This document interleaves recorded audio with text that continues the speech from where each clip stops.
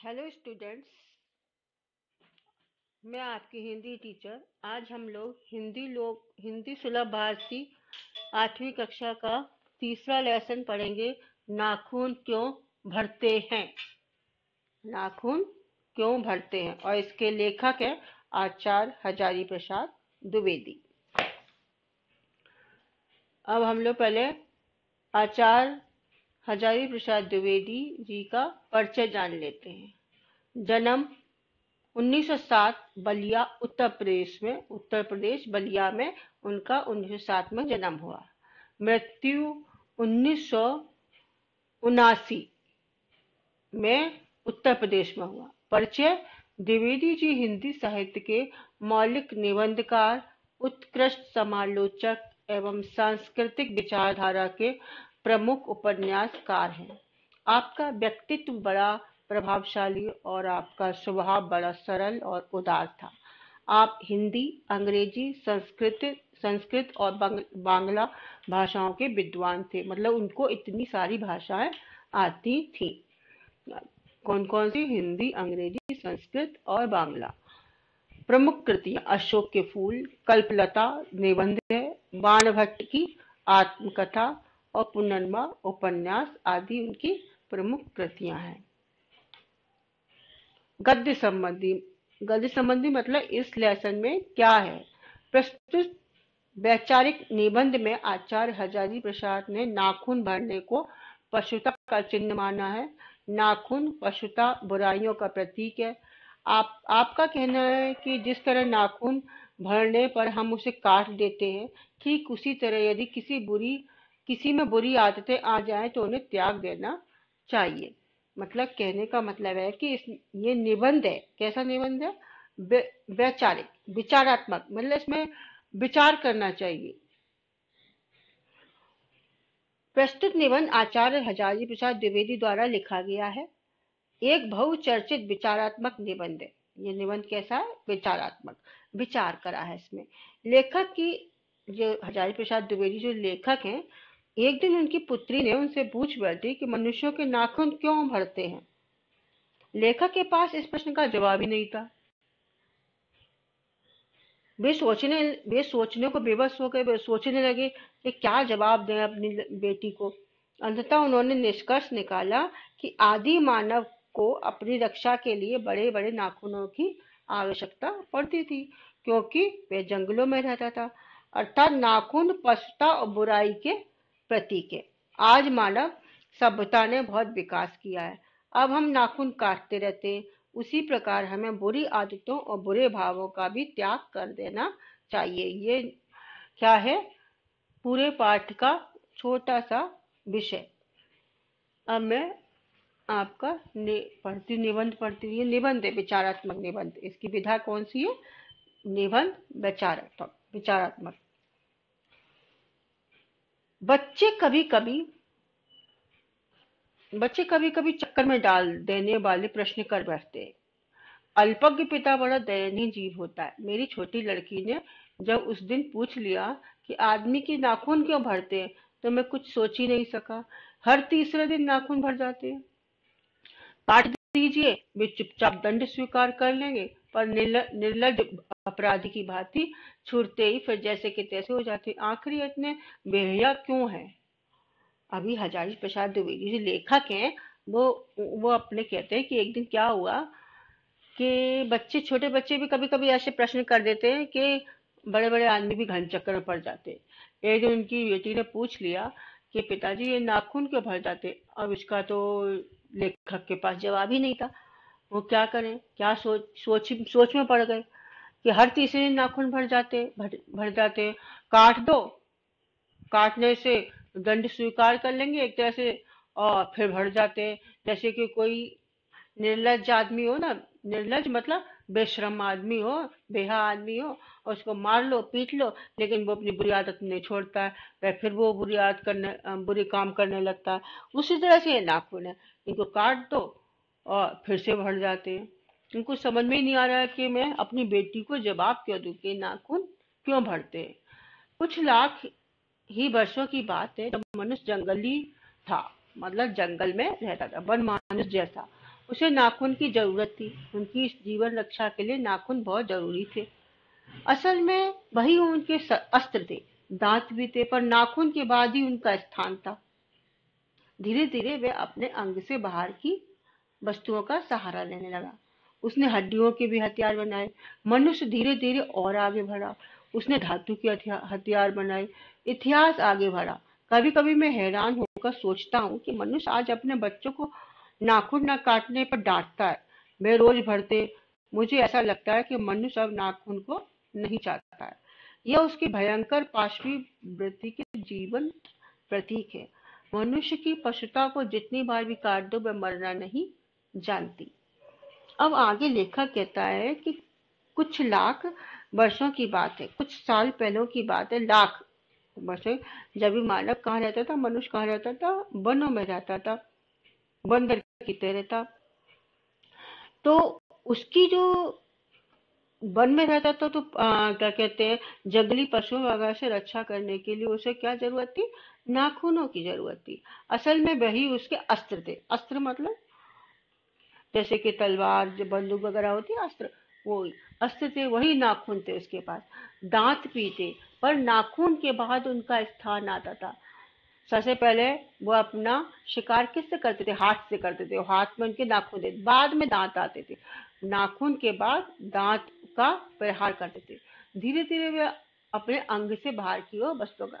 अब धीरे धीरे जैसे जैसे वो सभ्यता को प्राप्त होता गया मनुष्य, या जैसे जैसे वो उसको बुद्धि आती गई, तो बाहर के साधन की सहारा लेने लगा। उसने हड्डियों के हथियार बनाए। मनुष्य धीरे धीरे और आगे बढ़ा। आपने मुझे लगता है आपने हिस्ट्री में पढ़ा होगा कैसे कैसे मनुष्य ने हड्डियों के हथियार बनाए, धातुओं के बनाए। उसे फिर उसने धातु के हथियार बनाए। इतिहास आगे बढ़ा। कभी कभी मैं हैरान होकर सोचता कि मनुष्य आज अपने बच्चों को नाखून ना काटने पर डांटता है। हाँ, डांटते हैं ना, मम्मी पापा भी डांटते हैं, स्कूल में टीचर भी डांटती है नाखून काटो, है ना? तो क्यों डांटता है? वे रोज भरते हैं। मुझे ऐसा लगता है कि मनुष्य अब नाखून को नहीं चाहता है। लेखक कहता है कि ऐसा लगता है कि मनुष्य अब नाखून को नहीं चाहता। यह उसके भयंकर पाशवी वृत्ति के जीवन प्रतीक है। मतलब लेखक ने बोला है कि नाखून है वो पशु जैसी व्यक्ति के कि पशुओं के समान है। मनुष्य की पशुता को जितनी बार भी काट दो, वो मरना नहीं जानती है। कि मनुष्य के अंदर जो पशुता है, पशु जैसी भावना जो है, वो मरना नहीं जानती। मनुष्य के अंदर पशु जैसी भावना कैसे? मतलब मनुष्य भी तो आजकल लड़ता झगड़ता, दूसरों को मारने की कोशिश करता रहता है ना, एक दूसरे को गिराने की कोशिश करता है। वही उसकी मनुष्य की क्या है? पशुता की भावना है। अगर आदमी अपने शरीर की, मन की और वाक की अनायास घटने वाली वृत्तियों के विषय में विचार करे, तो उसे अपनी वास्तविक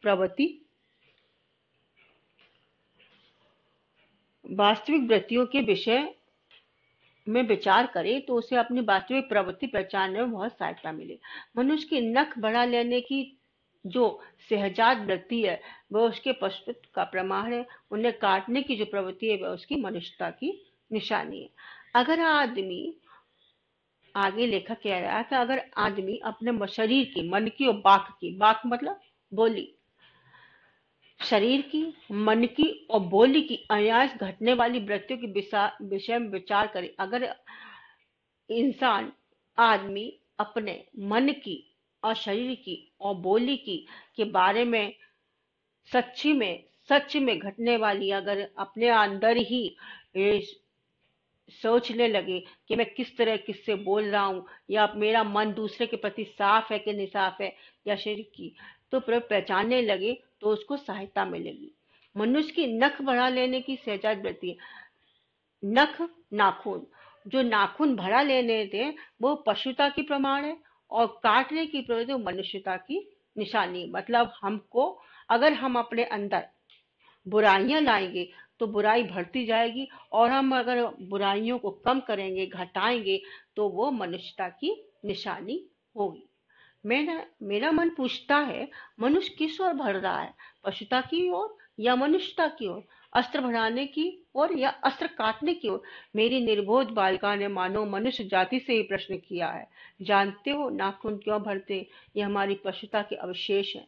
मैं भी पूछता हूँ, जानते हो ये अस्त्र शस्त्र क्यों बढ़ रहे हैं? ये हमारी पशुता की निशानी है। स्वराज होने के बाद स्वभावतः ही हमारे नेता और विचारशील नागरिक सोचने लगे कि इस देश को सच्चे अर्थ में सुखी कैसे बनाया जाए। हमारी परंपरा महिमामयी और संस्कार उज्जवल है, क्योंकि अपने आप द्वारा लगाया हुआ बंधन हमारी संस्कृति की बहुत बड़ी विशेषता है। अब आगे लेखक कहता है कि मेरा मन पूछता है कि मनुष्य किस ओर बढ़ रहा है, पशुता की ओर या मनुष्यता की ओर। पशुता बुराइयां अपने अंदर लाने की, मनुष्यता जो बुराइयों घटाए अच्छी बातों की ओर ले चले। अस्त्र की ओर बढ़ना या अस्त्र काटने की ओर। अस्त्र बढ़ाने मतलब देखिए हर एक देश अपने अपने अस्त्र बढ़ा रहा है। चीन उधर बढ़ा रहा है, हिंदुस्तान अड़ रहा है, पाकिस्तान अड़ रहा है, अस्त्र बढ़ा रहा है, क्योंकि एक दूसरे को नीचा दिखाने के लिए, एक दूसरे को काटने के लिए अस्त्र बढ़ा रहा है। कोई शांति नहीं चाह रहा है, सब एक दूसरे को लड़ने के लिए भरने के लिए कर रहा है। अब चीन ने क्या किया, हमको ये जमीन चाहिए तो अस्त्र बढ़ा रहा है। कैसा किया? मेरी निर्बोध बालिका ने मानो मनुष्य जाति से ही प्रश्न किया, जानते हो नाखून क्यों भरते हैं? मतलब लेखक बोल रहा है कि मेरी निर्बोध, निर्बोध जिसे ज्ञान नहीं है, वो तो केवल ऐसे ही जिसे अज्ञान है, वो बालिका ने मानो पूरी मनुष्य जाति से प्रश्न कर लिया है कि नाखून क्यों भरते हैं? क्या हम लोग पशुता की ओर जा रहे हैं? क्या हम गलत उसकी ओर जा रहे हैं? ये हमारी पशुता के अवशेष हैं। नाखून हमारे जो पार्श्विक प्रवृत्ति है, जानवर जैसी प्रवृत्ति हमारे मनों में रहती है, उसकी ओर हमको दिखाता है। मैं भी पूछता हूँ, जानते हो ये अस्त्र शस्त्र क्यों भर रहे हैं? ये हमारी पशुता की निशानी। ये संसार में अस्त्र और शस्त्र जो भर रहे हैं, ये क्या है? हमारी पशुता की निशानी। जैसे कि पहले लोग क्या करते थे, पशुओं को मारने लगते थे। ये पशु क्या करते हैं, जानवर क्या करते हैं, एक दूसरे का खाना छीन लेते हैं, एक दूसरे को मारने लगते हैं। आज हम लोग मनुष्य भी यही कर रहे हैं, एक दूसरे को मार रहे हैं, एक दूसरे का छीन रहे, झपट रहे हैं। हमको ये जमीन चाहिए, वो जमीन चाहिए, कश्मीर की लड़ाई चल रही है, उधर लड़ाई चल रही है। ये सब क्या है? पशुता की निशानी ही है ना। स्वराज होने के बाद स्वाभाविकता ही हमारे नेता विचारशील नागरिक सोचने लगे कि इस देश को सच्चे अर्थ में कैसे सुखी बनाया जाए। हमारी परंपरा महिमाई और संस्कार उज्जवल है, क्योंकि अपने आप द्वारा लगाया हुआ बंधन हमारी संस्कृति की बड़ी विशेषता है। हमारे भारत की बड़ी अच्छी संस्कृति है, लेकिन कि उसको कैसे सुखी बनाया जाए, उसको कैसे महिमामयी और संस्कार हमारे उज्जवल रहे, कैसे बनाया जाए। मनुष्य पशु से किस बात में भिन्न है? उसमें संयम है, दूसरे के सुख दुख के प्रति संवेदना है, श्रद्धा है, तप है, त्याग है। इसीलिए मनुष्य झगड़े टंटे का अपना आदर्श नहीं मानता, गुस्से में आकर चढ़ दौड़ने वाले अविवेकी को बुरा समझता है, वचन मन एवं शरीर से किए हुए असत्याचरण को गलत मानता है। अब मनुष्य और पशु में क्या अंतर है? लेखक आके कहता है कि मनुष्य पशु से किस प्रकार भिन्न है। मनुष्य में क्या संयम है, दूसरे के सुख दुख के प्रति संवेदना। संयम मतलब धीरज है, मनुष्य के अंदर धीरज है, दूसरे के धैर्य है, दूसरे के सुख दुख के प्रति संवेदना है, दूसरे का सुख और दुख समझने की शक्ति है, उसके अंदर श्रद्धा है, तप है, त्याग है। मनुष्य में पशु से इन्हीं सब बातों से मनुष्य अलग है, भिन्न है। इसीलिए मनुष्य झगड़े टंटू को अपना आदर्श नहीं मानता। जिस तरह से पशु जानवर आपस में लड़ते झगड़ते रहते हैं, मनुष्य झगड़े टंटे को अपना आदर्श नहीं मानता। गुस्से में आकर चढ़ दौड़ने वाले अविवेकी को बुरा समझता है। जो गुस्सा करने लगता है और बिना सोचे समझे काम करने लगता है, बुरा लड़ने लगता है, उसको मनुष्य क्या करता है? अविवेकी, विवेक माने बुद्धिमान, अविवेक मन बुद्धिमान नहीं समझता।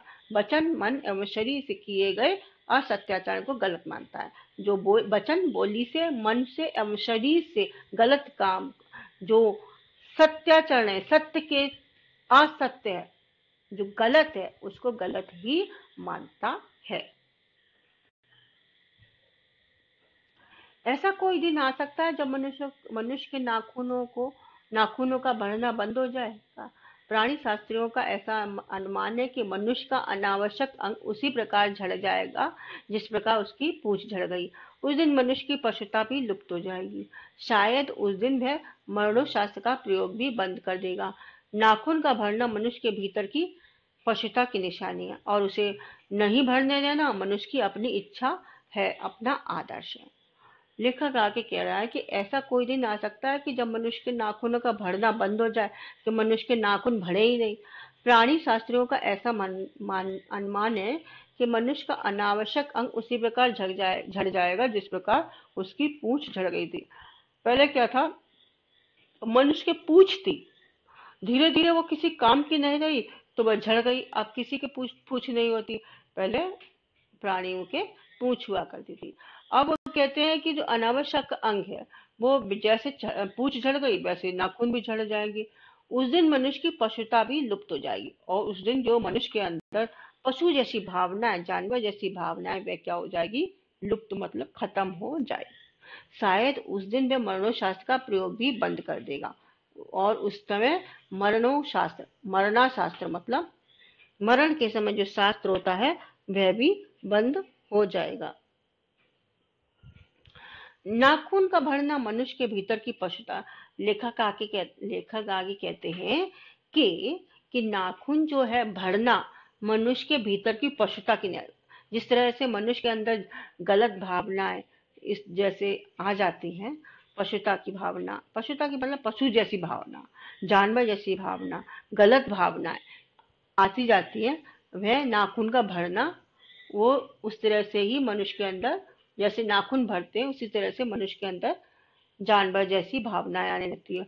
और उसे नहीं भरने देना, जिस तरह से हमको नाखून काट देते हैं ना, और उसी तरह से हमको अपने अंदर की बुराइयों को क्या करना चाहिए, अपनी इच्छा से हटा देना चाहिए, खत्म करना चाहिए।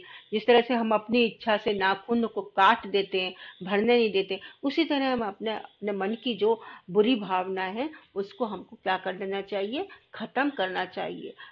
देखिए मनुष्य अच्छी बुरी बातें तो आती ही आती है, लेकिन हमको उनको कम करना वो हमारी इच्छा और हमारे आदर्श पर निर्भर करता है। मनुष्य में जो घृणा है, जो अनायास बिना सिखाई आ जाती है, वह पशु का द्योतक है। अपने को संयत रखना, दूसरे के मनोभावों का आदर करना मनुष्यों का सर्वधर्म है। बच्चे यह जाने तो अच्छा हो कि अभ्यास और तप से प्राप्त वस्तु मनुष्य की महिमा को सूचित करती है। अब जो मनुष्य के अंदर जो अचानक ही अपने अंदर, सबके अंदर, मेरे अंदर, तेरे अंदर, आपके अंदर, सबके अंदर घृणा की भावना अपने आप ही आ जाती है, बिना सिखाई आ जाती है। छोटे से बच्चे के अंदर उसको कोई घृणा करना सिखाता था ना, अपने आप ही अंदर आ जाती है। वह क्या है, पशु तत्व का द्योतक है, वह पशुता की द्योतक है। वो पशु की, जानवर जैसी सीख देती है। अपने को संयत रखना, और अगर घृणा भी आए, बुरे भाव भी आए, मन को बुरे लगने वाली जो बातें भी आए अपने मन के अंदर, उसके बावजूद भी अगर हम अपने को संयत रखते हैं, हम अपने को समझाते हैं, नहीं ये गलत काम है, दूसरे के मनोभावों का आदर करना मनुष्यों का स्वधर्म है। हमको दूसरों के मनोभाव, मन की भावनाओं का आदर करना चाहिए। क्या है, स्वधर्म है, अपना धर्म है। बच्चे यह जाने तो अच्छा हो कि अभ्यास और तप से प्राप्त वस्तु मनुष्य की महिमा को सूचित करती है। बच्चे ये जाने, सभी आप लोग बच्चे हैं तो ये जाने कि हमको अच्छी बातें हमेशा सीखनी चाहिए। मनुष्य की चरितार्थ प्रेम में है, मैत्री में, त्याग में, अपने को सबके मंगल के लिए निशेष भाव से देने में। मनुष्य को जो चरित्र है, मनुष्य का जो चरित्र है वो किसमें है, आपस में प्रेम करने में है, मैत्री में, मित्रता में है, शत्रुता में नहीं। त्याग में है, हमको अपने कुछ ना कुछ त्याग जरूर करना चाहिए। अपने को सबके मंगल, सबका मंगल हो उसमें निश्चित भाव से है। कहते हैं ना, सर्वे भवन्तु सुखिनः, सर्वे सन्तु निरामया, सर्वभद्राणि पश्यन्तु मा कश्चित् दुःख भाग् ओम शांति। मतलब सबका सब बिना रोग के हो, बिना सबको प्रेम हो, सबका अच्छा हो, ये भावना होनी चाहिए ऐसी। नाखूनों का भरना मनुष्य की उस अंध सहजात वृत्ति का परिणाम है जो उसके जीवन में सफलता ले आना चाहती है। नाखूनों को भरना मनुष्य की अंध सहजात वृत्ति का परिणाम जो उसके जीवन में सफलता ले आना चाहती है। उसको काट देना उस स्वनिर्धारित आत्मबंधन का फल है जो उसे चरितार्थ की ओर ले जाती। नाखून बढ़ते तो बढ़े, मनुष्य उन्हें बढ़ने नहीं देगा। मतलब कहने का अंत में लेखक क्या कहते हैं कि नाखूनों का बढ़ना क्या है, ये बढ़ेंगे ही। मतलब हमारे अंदर बहुत सारी गलत भावनाएं आएंगी आएंगी ही, क्योंकि हम एक साधारण इंसान है, तो हमारे अंदर भी बुरी भावनाएं भी आएंगी। लेकिन उन बुरी भावनाओं को हमको हटा देना, अपने मन से निकाल देना। जिस तरह से नाखून बढ़ते हैं और हमको उनको काट देते हैं, वही उसी तरह से हमको अपने मन की भावनाएं भी, मन के अच्छे विचार लाने चाहिए। नाखून बढ़ते तो बढ़े, मनुष्य ने बढ़ने देगा। अंत में लेखक ये कहना चाहता है कि नाख आए हमारे अंदर कितनी बुरी बातें आए, कितने भी हमको बुरे लोग मिले, कितने ही हमको कुछ सिखाने की कोशिश, लेकिन हम मनुष्य उनको अंदर आने नहीं देंगे। जिस तरह से मनुष्य अपने नाखून भरते हैं तो भरे, हम उनको काट काट कर उनको खत्म कर देंगे। उसी तरह से मनुष्य को अपनी बुरी आदतें खत्म करनी चाहिए। ठीक है, समझ में आया? शब्द वाटिका। वन मानुष बंदर की एक प्रजाति है। पाशवी पशुवत, जानवर जैसा। निर्बोध अज्ञान, आचरण बर्ताव व्यवहार। लुप्त गायब होना, घृणा नफरत। द्योतक प्रतीक, चरितार्थता सार्थकता। ये आपके शब्द। अब पहला क्या है आपका, सूचनानुसार कृतियां करो, प्रभाव तालिका पूर्ण करो। मनुष्य में पशुत्व के से भिन्नता दर्शाने वाली बात है। मनुष्य में संयम है। मनुष्य में क्या है? संयम है। दूसरे के सुख दुख के प्रति संवेदना है, श्रद्धा है, तप है, त्याग है। मतलब क्वेश्चन क्या है आपका, मनुष्य में पशुत्व से भिन्नता। मनुष्य और पशु जानवर से कौन सी भिन्न बातें हैं? मनुष्य और पशु में कौन कौन सी भिन्न बातें, अलग अलग क्या बात है, अलग कैसे? मनुष्य पशु से कैसे अलग है? मनुष्य में क्या है? संयम है, दूसरे के सुख दुख के प्रति संवेदना है, श्रद्धा है, तप है और त्याग है। प्रतीक लिखो। नाखूनों को बढ़ाना, नाखूनों को काटना। क्या क्या है? जंगलीपन का प्रतीक नाखूनों को बढ़ाना है। जहाँ पहले जो जंगल में रहते थे वो अपने नाखून बढ़ाते थे ना। और मनुष्यता का प्रतीक है नाखूनों को काटना। पाशवी प्रवृत्ति का प्रतीक है, पशु जैसे पशु के नाखून भरे रहते हैं ना, वैसी अगर नाखूनों को बढ़ा दें। संयम का प्रतीक है, नाखूनों का काटना संयम का प्रतीक है। पशुता के अवशेष है, अगर नाखून बढ़ा लेने को कहते हैं ना, पशुता के पशु जैसे होगा क्या। त्याग का प्रतीक है, घृणा का प्रतीक है, तप का प्रतीक है। उत्तर लिखो। मनुष्य की चरितार्थता इन दो बातों में है। मनुष्य का स्वधर्म है, मनुष्यों को नाखूनों की जरूरत तब थी। पहला, मनुष्य की चरिता इन दो बातों में, मैत्री और त्याग में। मनुष्य का स्वधर्म यह है अपने को संयत रखना और दूसरों के मनोभावों का आदर करना। जब मनुष्य जंगली था, जीवन रक्षा के लिए उसके अस्त्र होते थे। निम्न शब्दों के लिंग पहचान कर लिखो। आत्मा, व्यक्ति, बादल, तार, नोट, नाखून, पुस्तक, तकिया, दही। आत्मा स्त्रीलिंग है, व्यक्ति पुल्लिंग है, बादल पुल्लिंग है, तार पुल्लिंग है, नोट पुल्लिंग है, नाखून पुल्लिंग है, पुस्तक पुल्लिंग है, तकिया पुल्लिंग है, दही भी पुल्लिंग है। ठीक है, अब कैसे पहचानेंगे? आत्मा मरती नहीं है, ऐसे बोलते हैं ना, ऐसे तो नहीं कहते आत्मा मरता नहीं है, इसलिए आत्मा मरती नहीं है। व्यक्ति बहुत चालाक था, बादल घेराई, तार काट दिया, नोट अच्छा है, नाखून कटते हैं। पुस्तक नहीं, पुस्तक स्त्रीलिंग है, हाँ पुस्तक स्त्रीलिंग है, पुस्तक लिखी गई ऐसे बोलते हैं ना। तकिया पुल्लिंग है, दही पुल्लिंग है। तो मतलब आत्मा और पुस्तक स्त्रीलिंग है और बाकी सब पुल्लिंग है। देखिए, बराबर मैंने बताया आपको। अर्थ के अनुसार वाक्यों के प्रकार ढूंढकर लिखिए। अभी आपको मैंने 7th में दो तरह के वाक्य के प्रकार बताए थे, रचना के आधार पर और अर्थ के आधार पर। यहाँ पे अर्थ के आधार पर वाक्यों के प्रकार ढूंढकर लिखिए। विधानवाचक वाक्य, कुछ लाख वर्षों पहले मनुष्य जंगली था। आज्ञावाचक, जिसमें आज्ञा दी जाती हो, नाखूनों को काट दो, आज्ञा दी गई है। निषेधात्मक, जिसमें नहीं, ना, मत, मनुष्य अब नाखून को नहीं चाहता। प्रश्नवाचक वाक्य, मनुष्य किस ओर बढ़ रहा है, जिसमें क्वेश्चन मार्क हो। इच्छावाचक, जिसमें इच्छा, बच्चे ये जाने तो अच्छा हो। संदेहवाचक, मनुष्य की पशुता शायद अब लुप्त हो जाएगी। विस्मयवाचक, मनुष्य पशु से किस बात में भिन्न है। ठीक है, ये मैंने आपको 7th में पढ़ाए हैं, इसलिए आपको मालूम है। सद्गुणों और दुर्गुणों में अंतर लिखिए। ये दिया है, एक मनुष्य सही मायने में तभी मनुष्य कहलाने का अधिकारी होता है जब उसके अंदर मनुष्यता हो। मनुष्यता तभी आती है जब व्यक्ति सद्गुणों का ग्रहण करता है, सद्गुणों को ग्रहण करता है। सद्गुण मतलब अच्छे गुण। एक सद्गुणी अपना तो भला करता ही है, परिवार और समाज का भी भला करता है। जिस प्रकार एक सुगंधित पुष्प आसपास के वातावरण को खुशनुमा बना देता, उसी प्रकार सद्गुणी व्यक्ति भी औरों का प्रेरणा स्रोत बन जाता है। दया, करुणा, प्रेम, अहिंसा, न्याय, सत्य, शुभेच्छा, परोपकार, संयम, भाईचारा आदि ऐसे ही सद्गुण हैं, अच्छे गुण हैं।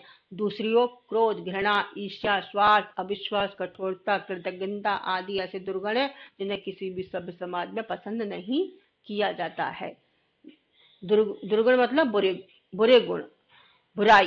दुर्गुणी का कोई सच्चा मित्र नहीं होता। जो बुरे लोग होते हैं उनका कोई सच्चा मित्र नहीं होता। अगर कभी कोई साथ देता भी है तो केवल स्वार्थवश।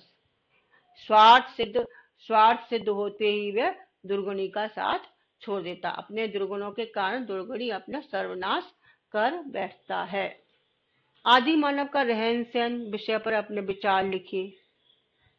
ठीक है, ये मैंने लिखा है, पढ़ लेना। आदि मानव जंगलों में रहता था, हिस्ट्री में भी आपने पढ़ा है।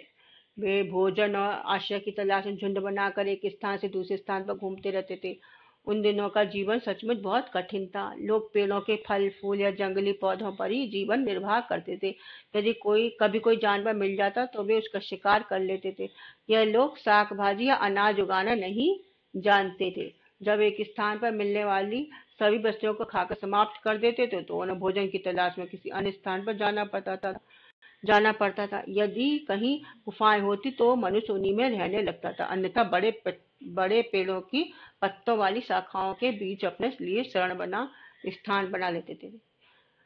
आदि मानव को दो चीजों का भय रहता था, मौसम और जंगली जानवर। इसीलिए उन्हें गुफाओं या पेड़ों की शाखाओं में छिपकर अपनी रक्षा करनी पड़ती थी। लेखक की लड़की ने उनसे क्या पूछा, ये अपने आप करना है आपको क्वेश्चन आंसर। मनुष्य ने सबसे पहले हथियार किसके बनाए, नाखून काटना किसकी निशानी है। लेखक की लड़की ने उससे क्या प्रश्न पूछा कि नाखून क्यों भरते हैं। मनुष्य ने सबसे पहले हथियार किसके बनाए, किससे बनाए। देखिए, सेकंड वाले पैराग्राफ में पहले उसने काय के बनाए, हड्डियों के, उसके बाद धातुओं के बनाए। नाखून काटना किसकी निशानी है, नाखून काटना मनुष्यता की निशानी है। Thank you. सब होमवर्क करके रखना। सारे बच्चे होमवर्क नहीं करते, सारे बच्चों ने होमवर्क नहीं दिखाया है।